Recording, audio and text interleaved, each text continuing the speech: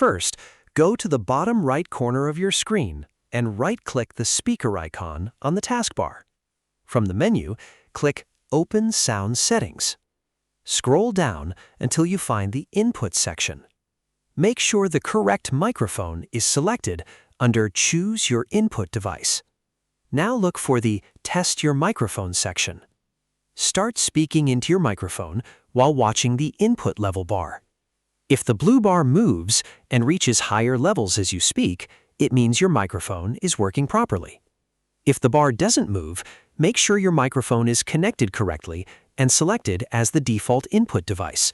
You can also try reconnecting the microphone or restarting your computer. Once the blue input level responds to your voice, your microphone is ready to use.